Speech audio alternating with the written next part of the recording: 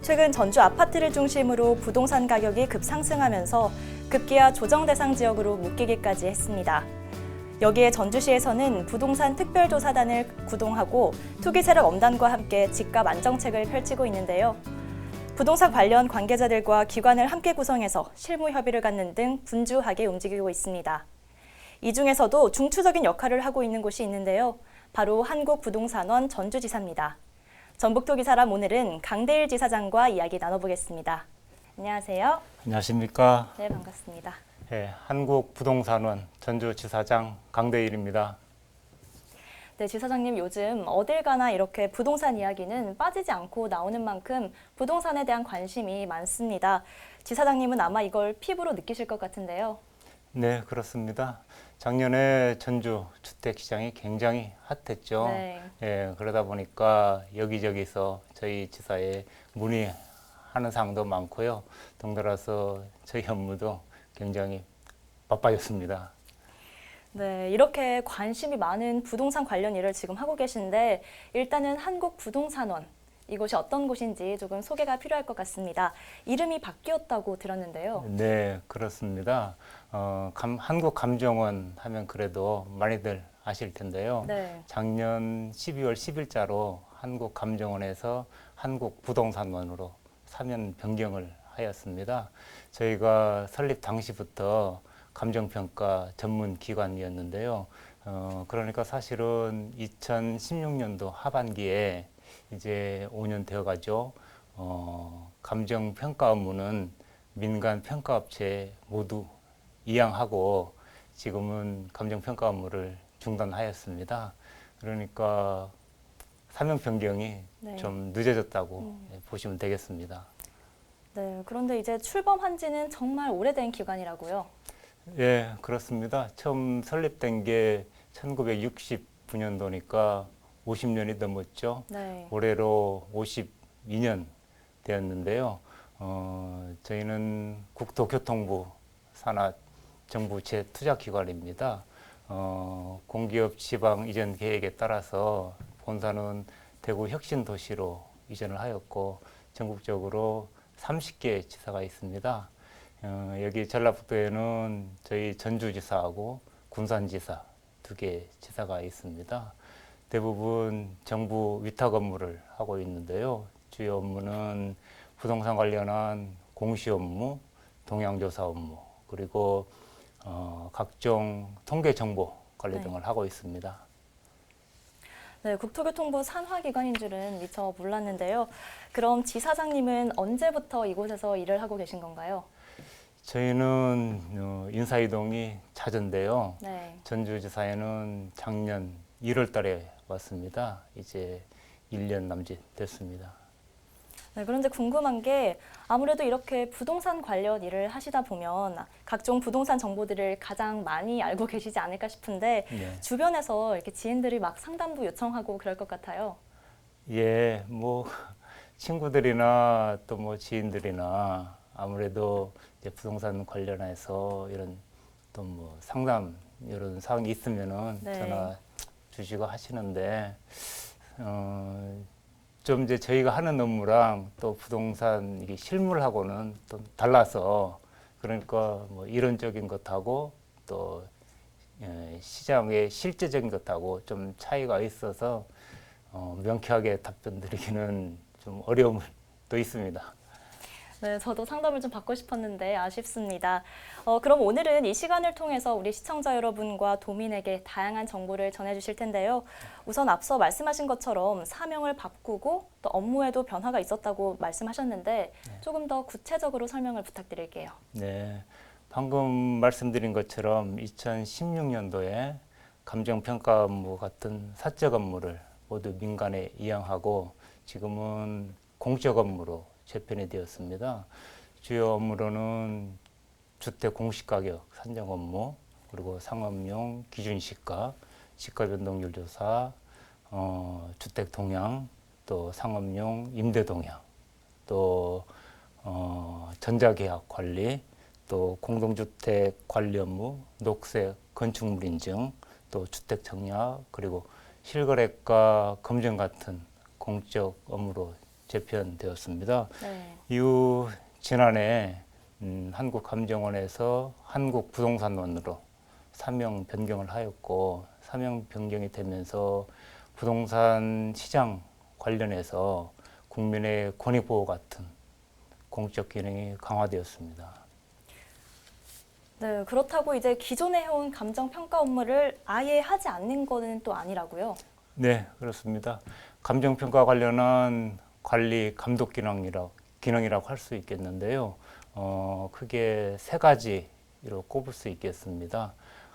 먼저 감정평가 타당성 조사라고 해서 민간 평가 업계에서 감정평가한 내용에 대해서 이의가 있으시면은 국토교통부에 이의를 제기하고, 그럼 저희가 접수를 받아서 감정평가의 적정성 여부, 감정평가 타당성 조사를 하고요.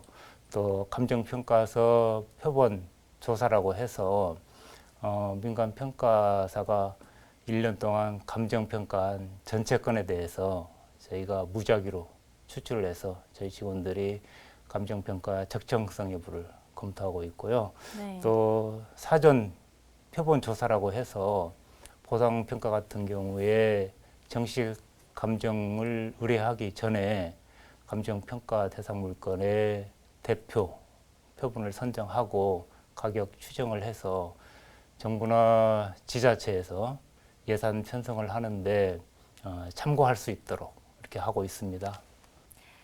네, 그럼 일단 우리 시민들이 이런 걸 조금 더 편리하게 이용을 하려면 한국부동산원 홈페이지를 이용하면 될까요? 예, 홈페이지에 또 저희 아르원이라고 거기에 주택 동향 정보를 비롯해서 많은 정보가 담겨 있습니다. 이렇게 아파트나 오피스텔 동향을 파악하는 게 굉장히 중요하겠어요. 예, 그렇습니다. 작년에도 전국적으로 아파트 가격이 크게 상승하면서 코로나 다음으로 부동산 문제가 중요한 이슈가 되었던 것 같은데요. 언론 매체에서도 국가 공식 통계인 저희 동향 자료를 많이 인용 보도하고 있고요. 말씀하신 것처럼 주택 동향 파악이 중요한데요. 가장 중요한 이유는 수많은 부동산 정보 홍수 속에서 국민들에게 정확한 부동산 정보를 제공해 드리는 거라고 보고요. 더불어 집값 안정이 현 정부의 중요한 정책이 되지 않았습니까?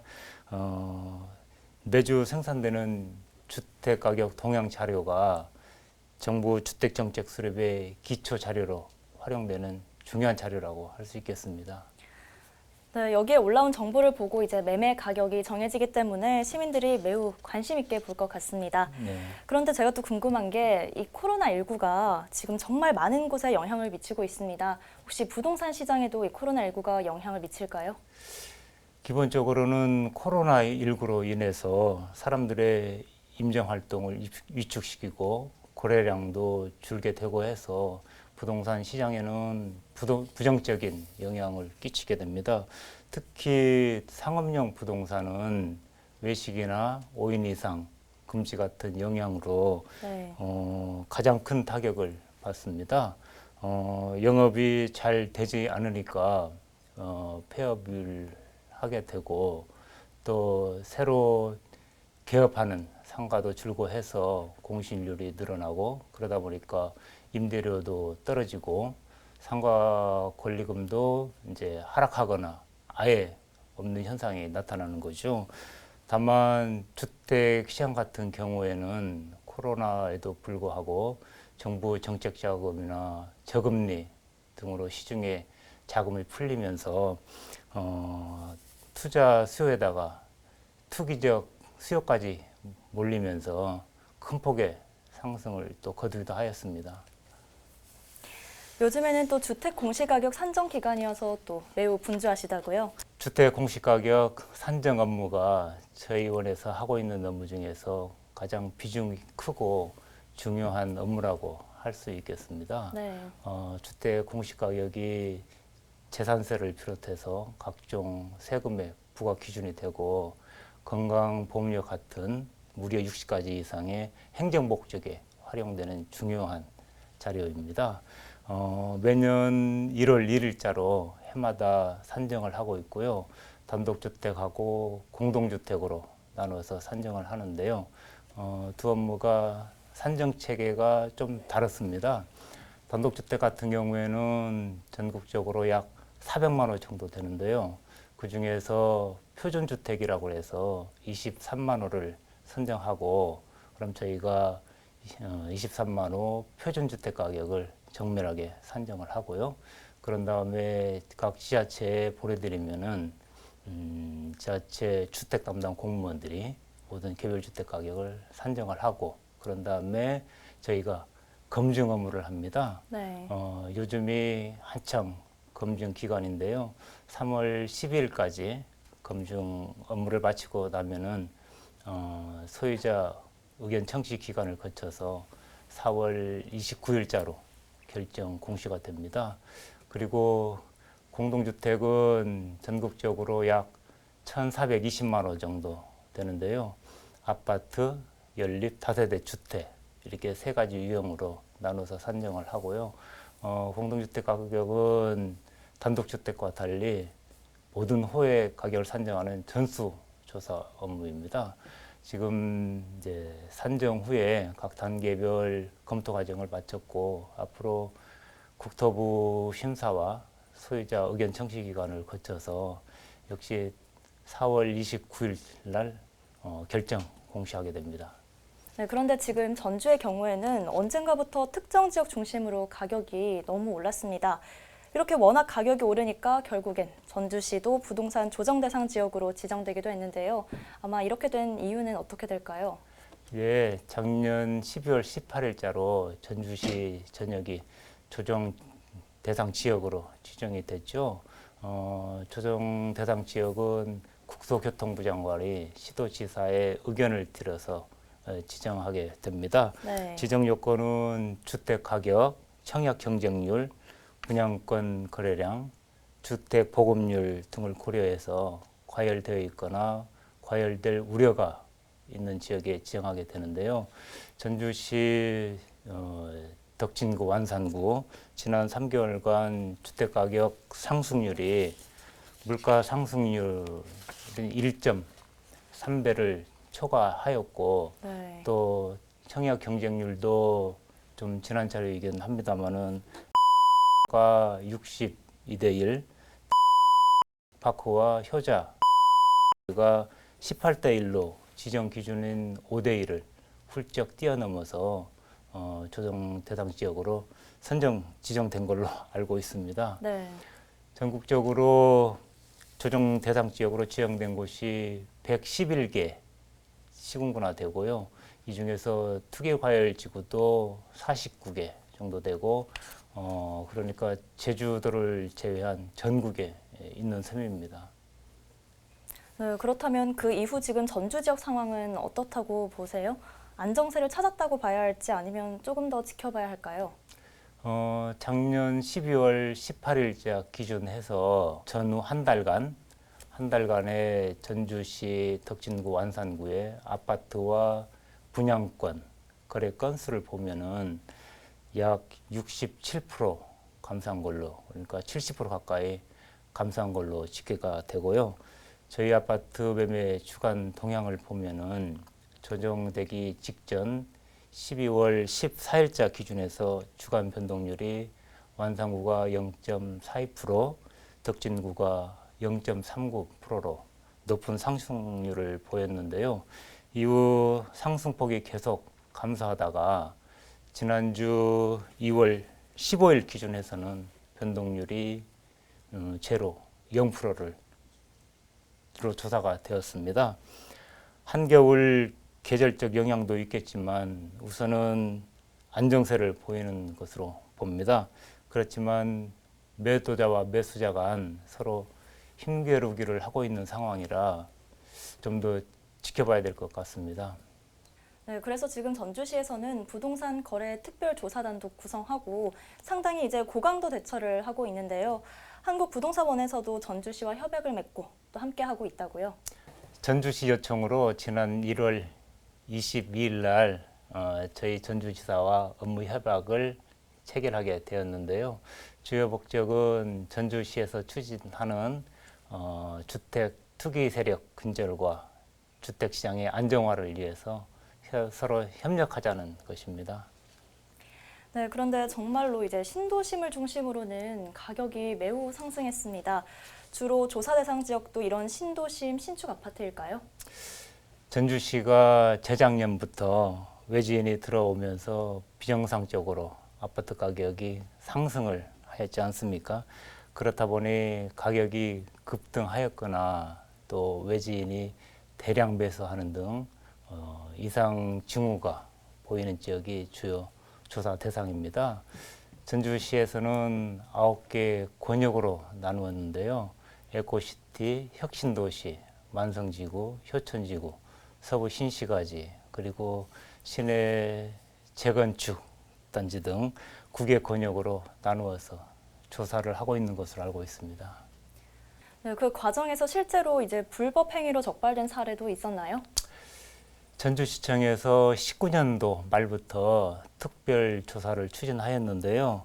언론에 보도된 내용을 보면은 에코시티나 혁신도시의 그 급등한 단지를 한정해서 조사를 한 것 같고요.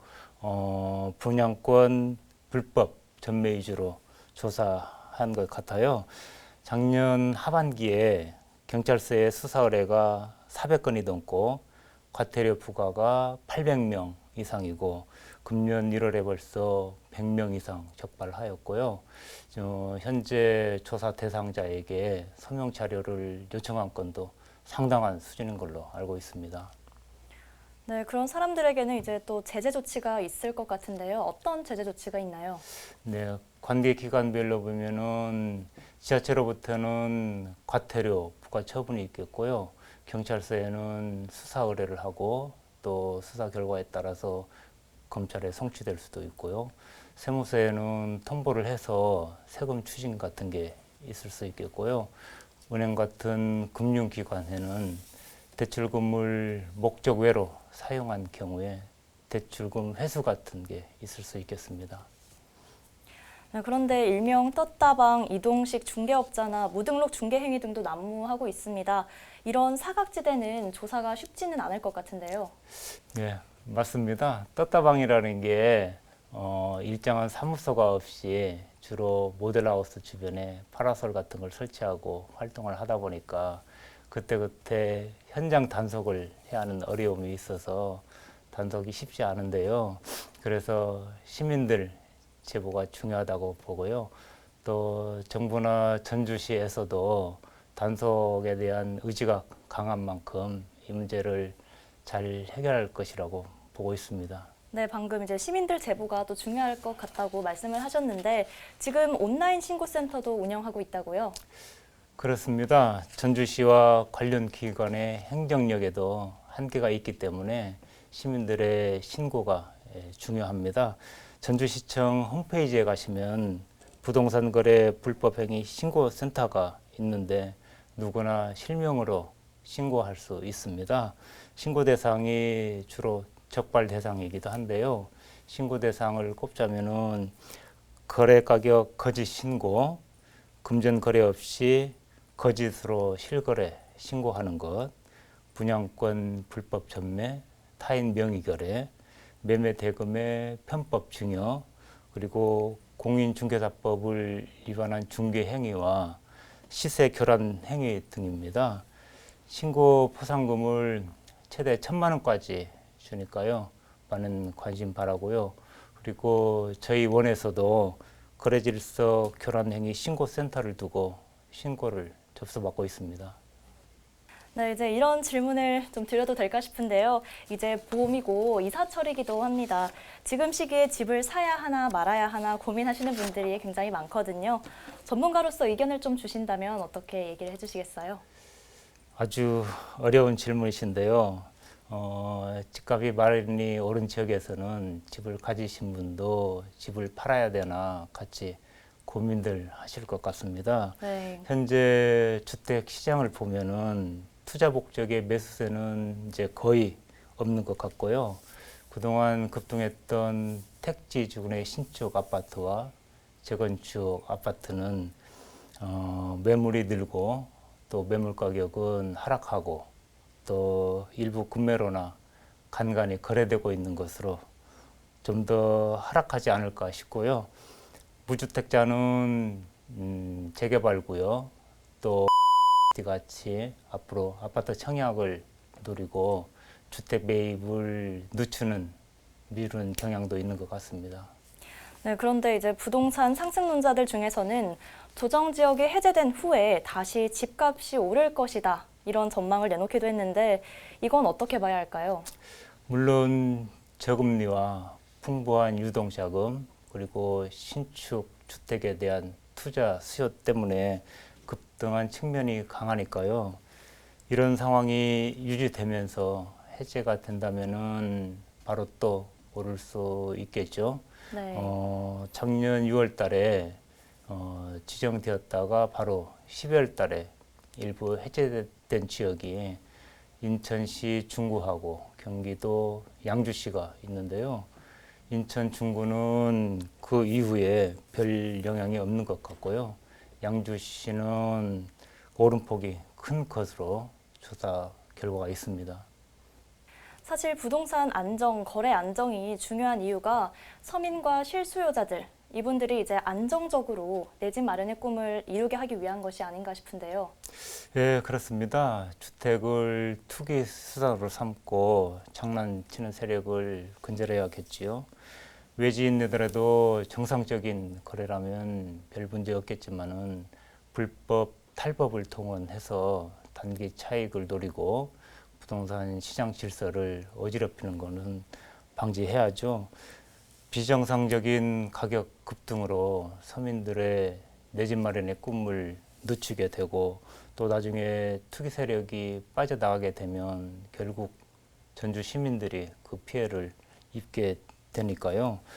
그래서 김승수 전주시장님께서도 앞장서서 나서신 것으로 보고요. 부동산 관련한 조사 전문 기관으로서 저희 의원도 전주시에 적극 협력하기로 하였습니다. 네, 앞으로도 촘촘하게 감시망을 구축해서 부동산 불법 거래 방지를 위해서 더욱 최선을 다해 주시길 바라겠고요. 또 다른 업무들에 대해서도 이제 이야기를 해볼게요. 한국부동산원에서는 임대차 분쟁 조정 업무도 함께 하고 있다고요? 네, 그렇습니다. 상가주택 임대차 분쟁 조정위원회라고 해서 작년 11월에 전주지사에 설치하였습니다. 변호사가 상담을 해드리니까요. 주택, 상가, 임대차 관련해서 소유자와 임차인 간에 다툼이 있으시면은 많은 이용 바라겠습니다. 금암동 하나생명 빌딩 3층에 있습니다. 네. 직접 방문하셔도 되고 전화 상담도 좋습니다. 네, 그리고 또 하는 일이 다양하던데 청약 업무도 혹시 맡고 있나요? 네, 그렇습니다. 주택 청약 업무인데요. 작년 2월 달이니까 이제 1년 되었네요. 금융결제원에서 하던 업무인데 저희가 이관을 받아서 지금 수행하고 있습니다. 홈페이지 이름이 청약홈. 작년에 이관 받은 이후에 좋은 정보도 많이 만들고 또 편리하게 이용하실 수 있도록 시스템 개선도 많이 하였습니다. 네, 51년 만에 사명을 바꾸고 새로 출범한 한국부동산원. 오늘 이 시간 통해 어떤 일을 하는 곳인지 제대로 알 수 있었고요. 또 우리 지역에도 지사가 있어서 지역 주민들이 좀 더 쉽고 친근하게 이용할 수 있는 것도 알게 됐습니다. 끝으로 시청자 여러분과 도민에게 한 말씀 부탁드릴게요. SK 브로드밴드 시청자 여러분, 도민 여러분, 저희 원에서 수행하고 있는 업무 내용과 그리고 전주시의 주택 투기 근절 대책 그리고 요즘 부동산 시장 상황에 대해서 말씀드렸는데요. 조금이나마 이해의 폭을 넓히는 기회가 되셨기를 바랍니다. 앞으로 저희 원이 수행하는 부동산 관련 공시, 조사, 통계 업무들 잘 수행해서 부동산 시장의 안정을 이루는데 더욱 보탬이 되도록 힘쓰겠습니다. 감사합니다. 네, 오늘 말씀 감사합니다. 네, 감사합니다. 네, 코로나 시대 온라인 비대면 수업이나 재택근무 등이 일상화되면서 요즘 집에 있는 시간이 많아졌죠. 집이 가족과 함께하는 공간이기도 하면서 공부도 하고 일도 하고 집의 역할도 점점 다양해지고 있는데요. 그렇기 때문에 앞으로도 집과 부동산 관련 이슈는 계속해서 주목을 받을 것 같습니다. 집의 의미를 조금 더 다양한 관점에서 들여다봐야겠다는 생각과 함께 전북토기사람 여기서 마치겠습니다. 고맙습니다.